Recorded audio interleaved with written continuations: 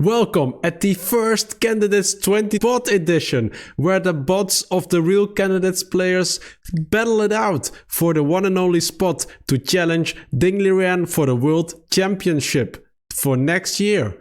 And this is the first round and we have some spectacular matchups already. What about this game? Caruana bot against Nakamura bot. The US challenge. Let's see what the game looks like. D4. Interesting. Caruana starts with, in the end, a Queen's Gambit. Yes. And here, Caruana plays Bishop G5. And after the move H6, Caruana does something very awkwardly.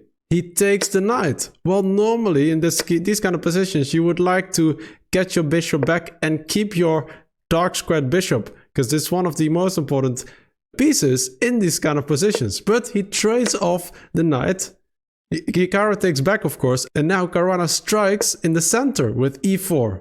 We don't have a lot of games in these kind of positions, because black simply takes, and when you take back, black can actually put more pressure on the center with knight c6. And after, for example, takes, you can, after castle, put a rook and put some pressure on these pawns.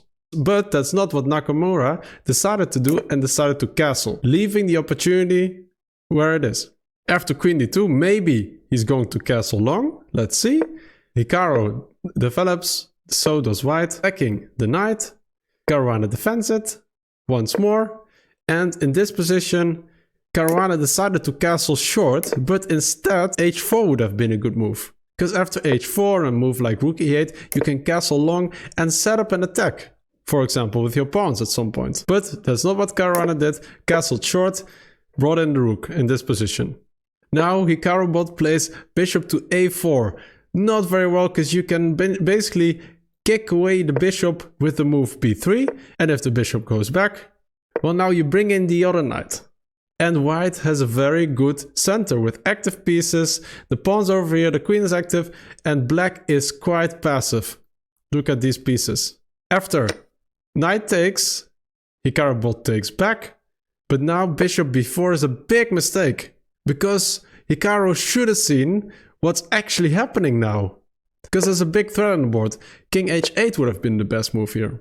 But after bishop b4, do you see the brilliant move in this position? Yes, knight f6 check. Well, if you take, then it's basically game over, because you take this pawn and you threaten checkmate over. Now you have to play f5. But bishop c2 is a devastating move, because you attack the queen, and when the queen moves aside, for example, you go here, and you cannot prevent from a checkmate along these files. So that's a big threat. So Hikaru cannot take. Instead, he plays king to h8, bishop e4, and queen to e7. And this knight is still on this square, and you still cannot take it. You simply trade off the bishops. Black has now double pawns over here, and you bring in the rook. And you attack the queen and the pawn. But you have a good move in between, because with queen c5, you threaten to trade off. And for example, if you would take here, you simply take here. And if you take back, then now you can take the knight.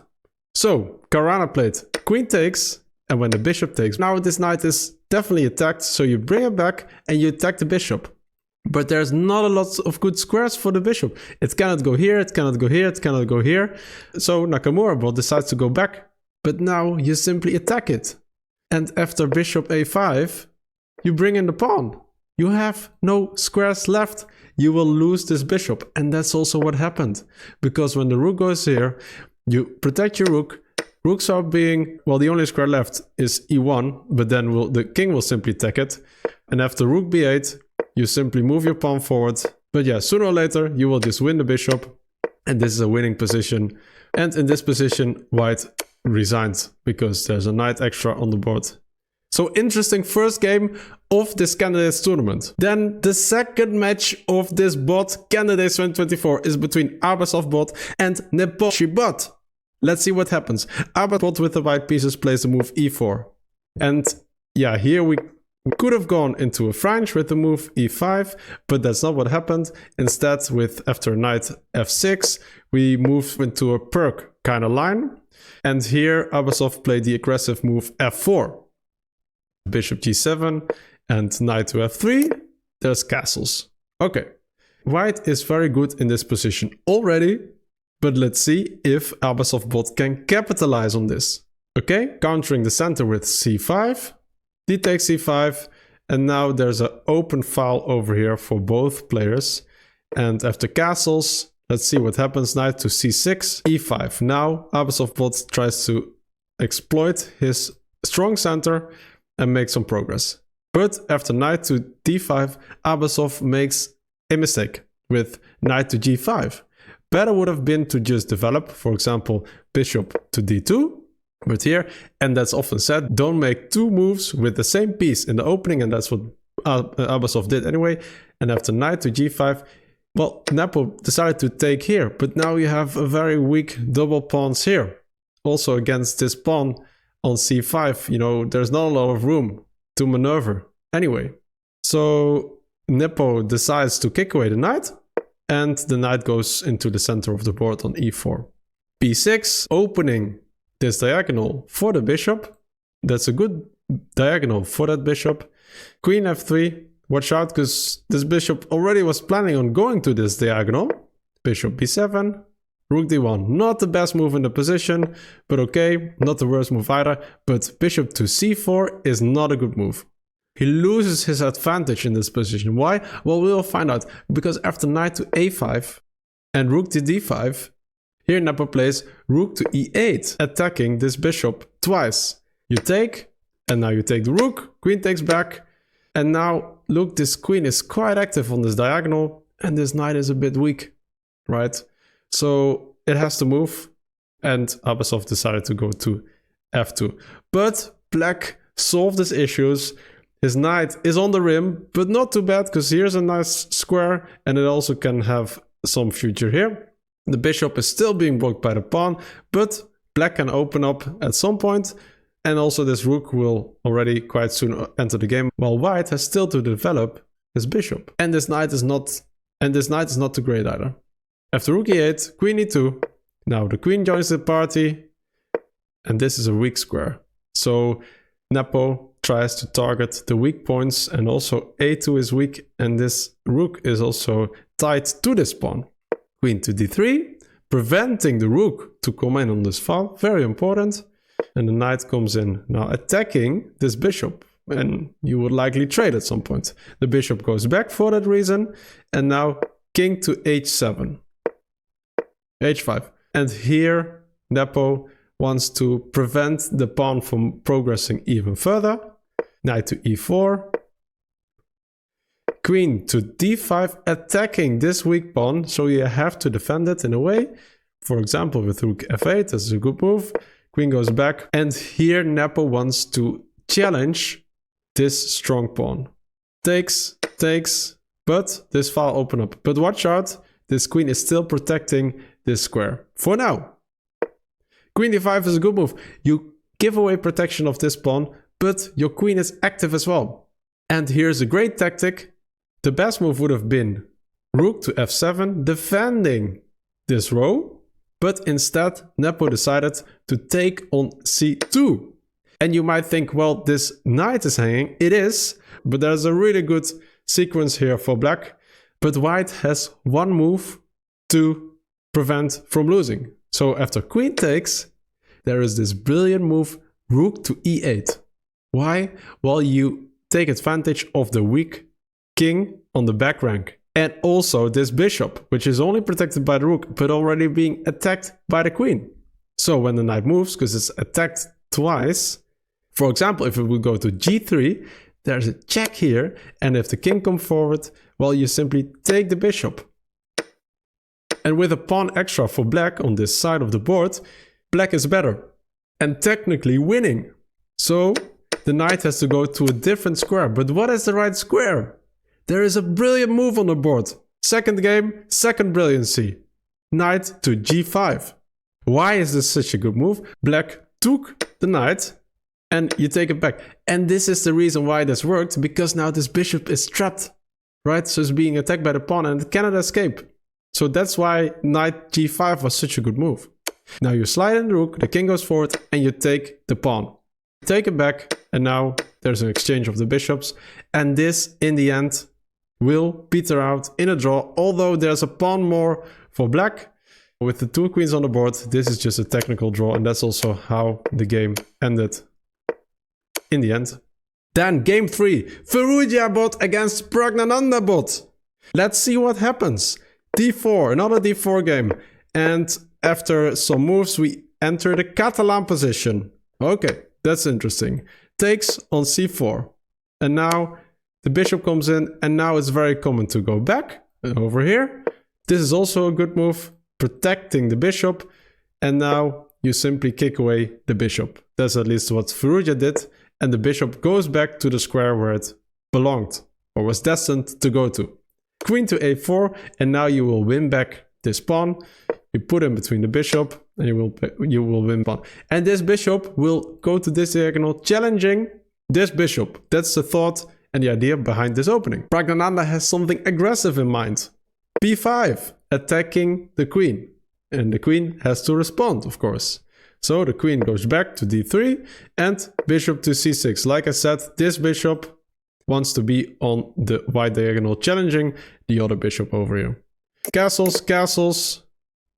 Rook c1, attacking this bishop. And now bishop to g6. Better would have been to go h6 and preventing the bishop to go here and put a pin on the knight. But that's not what happened. After bishop g6, the bishop goes there and you trade off the bishop. Why would you want to trade off a bishop for the knight? Well, in this position, the black bishop has some challenges. Knight to c3, and the knight goes over here. And you take away the bishop pair from your opponent. Takes, takes. Now, watch out, your rook is hanging. But Pragg has a great move in between. You take the pawn. If you now would take the rook, then you take this pawn. And you attack both rooks. A great fork. So that's not what Pragg did. So Pragg took the pawn on a3 in between. And now you have to move away the knight to connect the rooks and therefore also protect the rooks. The knight is being moved and now you can take the rook twice, right? And that means that you will have an exchange of queens against the 2 rooks. That's often more in favor for the person exchanging his queen for the 2 rooks. That's why black moves the rook, and knight c4, pawn moves forward, you trade off the bishop. And now this is an interesting position, because this pawn is attacked and this pawn is attacked. White is better. The best move would have been to move your knight here and protect this pawn. Okay, you would get rid of this pawn, but after a move like rook f to d8 and queen here, trade, you are still somewhat active, right? So there is some hope for black. Instead, Pragg played rook, and now instead of taking this pawn, you go for this pawn. Because that's the pawn you want, because this is a passer, and it can go very fast, because there's already a rook behind it, right? Okay, so let's see what happened. Blocking off this diagonal here, that's a good move. Rook into the game. Well, this is basically an exchange of rooks, and now you have a great open file here, and the rook will come in sooner or later. And now you can simply pin this knight to the rook, and black is on the defense. Rook goes here. After some more moves, the queen goes back. You want to bring in the bishop. Rook b7. Not the best move. But rook c6 is not a good move either. Better would have been rook to b1. Again, pinning the knight to the rook. And what you do is simply bring in this pawn to attack this knight sooner or later. After some more moves and bishop to a6, you know, black is not in a very good position. Here you have a good move by pinning the bishop to the queen, but you simply slide away the queen. And when the rook goes back, well, you bring in the pawn. And yeah, so there's some trades, but in the end, in this position, you have a passer and another extra pawn here. So in the end, you will trade off the pawns, right? This pawn for this pawn, and then you have an extra pawn over here, which is good. So here, the best move would have been to simply move this pawn forward, and now the king has to go here, protect this square, right? If you would take this pawn, then you would take this pawn. It will still be a long game, but black can hold this. But here, king d2 would be the right move. This is a good position for white. But as for after rook f2, you simply take this pawn and you bring in the king. And the king will protect this pawn and you will simply promote. And that's also what happened. And that's also why in this position, you know, you can slide in the rook in between. You take the rook, but then this pawn will promote. And Pragg bot resigned. Firouzja wins. Great game. Then, last but not least, two Indian guys against each other. Young Gukesh against the well-renowned Vidit. Let's see what happened. d4. Okay, another Queen's Gambit. Declined, moving into a Catalan with the g3 pawn over here. You want to fianchetto here. Again, the bishop goes back. We had a similar position in the previous game. Castles, castles, and now you bring in your pieces. All good so far, nothing much happening. Here white better could have gone here, but decided to go back, and in this position you will bring in the knight to attack the bishop, and this is your strong bishop. You will now lose it. The best move would have been queen to d3 to protect it, so when takes, takes. But here Gukesh made a mistake and played his knight back, wanting to go for the open f-file. But after takes, takes, it's black who has the better position after f5, right? So now you have to reroute your knight, and here you can kick away the bishop. Bishop goes back, queen to c3, and at some point this pawn will move, your knight will go into the game, and that's also a bit what Gukesh at some point overlooked, because in this position he played knight to f4, attacking this pawn once it's already being protected, but this knight will go here anyway. What is your knight doing now? You know, and it cannot go here and here because it's already being attacked. Because it's already protected by the queen, this field. So this is also what happened. And after knight to f6, Gukesh decided to go back, losing a move, losing a tempo. And black is already technically much better. And now tries to open this side of the board. And after some hustling and bustling of the rooks, and in this position, Gukesh played the move rook to c2. Not the best move. Better would have been to break open the position here. And after d takes, now you take this pawn. And after takes, you take this pawn with a knight. And yeah, you sacrificed one of your pieces, but you won also some pawns in return. And you have a better position, a more active position now. Because this rook is also a bit out of the game. After rook f2, now Vidit closed the position, and this pawn will come in sooner or later. It's very dangerous. So white does have a good outpost here now. That is interesting. Knight f6. And I think black will play on trying to open this side of the board to get some counterplay, and does it right away. Queen takes, and now in the end, well, you want to have your knight here, right? It's a great outpost. It cannot be defended by a pawn from black, so that's a great field. And that's also where it goes to. But black in return has an active position against this b2 pawn. Here, Gukesh decided to take the bishop, but that's not the best move because this knight is super strong. So instead you would like to keep it and play queen to a5.